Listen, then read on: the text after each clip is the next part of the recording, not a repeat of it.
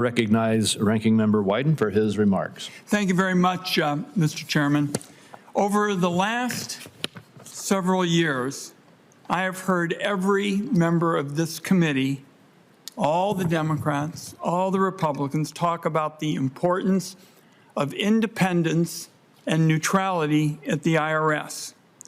If you genuinely believe in those priorities, you cannot vote for Billy Long's nomination for the IRS commissioner.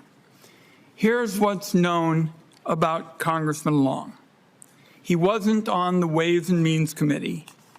He wrote no original tax legislation in 12 years in the Congress.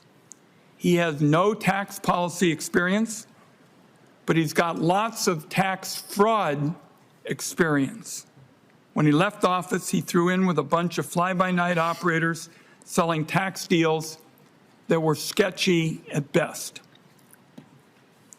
He was paid to promote fake tribal tax credits by a company called White River Energy. After White River's scheme got exposed as a fraud in a Bloomberg report in mid-December, the company's CFO reassured panicky investors that everything would work out. They'd soon have friends at the IRS under Donald Trump to take the heat off. He said he'd be able to use his contacts to obtain favors and special private rulings. We have got this on tape. The CFO and several other White River employees then started making big-dollar donations to Congressman Long's Senate campaign. That had been mothballed all the way back to 2022. More than $165,000 came into the campaign after Trump announced Long's nomination.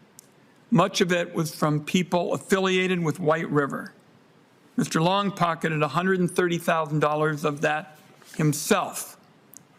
Now, he has repeatedly been asked to explain his role in the scheme I've described.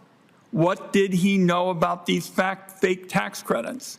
Who did he talk to about them? Why did White River employees think it was a good idea to donate to his dormant campaign? None of those questions were answered. Finance Committee investigators obtained information from the IRS that these tribal tax credits Congressman Long helped sell were indeed fake, and the promoters could face prosecution. Staff read that confirmation aloud to Congressman Long last month. He became outraged. He demanded to know who at the IRS had provided that information to the Finance Committee. He said he'd find out immediately if he gets confirmed. If his involvement in that one tax scam wasn't enough, there is more. He was slinging employee retention tax credits long after they had technically expired, when a well-meaning rescue program for small businesses had been overrun by fraudsters. Congressman Long is on tape saying that everybody qualifies for the employee retention tax credit. That's a lie. He bragged about getting money for a funeral home, even though the pandemic was a boom time for that kind of business due to the number of Americans dying of COVID-19. Finance Committee investigators obtained another recording, this time of an executive at a firm called Appreciation Financial that sold these tax scam-ridden tax credits. He said he made Congressman Long his guest to the inauguration earlier this year. He said they had dinner and spent a few nights together. His exact quote on the subject of IRS enforcement around employee retention credits is this: "We could be worried," and I quote here, "about promoter audits now that we don't have to worry about any of that now with Billy coming in." Echoing the executive at White River, the second tax credit promoter said he'd been promised special favors by Congressman Long himself. Again, we've got it on tape. I haven't even mentioned Congressman Long's multiple letters urging politically motivated attacks against nonprofit organizations. That, colleagues, is going to be the opposite of neutrality and independence that Democrats and Republicans talk about here in the committee. The fact is these scandals I'm mentioning are too big to ignore. And colleagues, I know for a fact that there is going to be more troubling information that comes to light. So I close with this.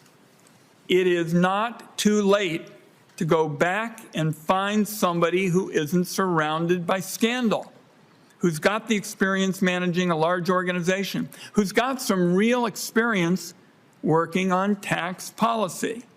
What's needed in our country now more than ever is an independent IRS. For that reason, I strongly oppose the Long nomination, and I'm going to urge all my colleagues to do the same. Thank you, Senator Crapo.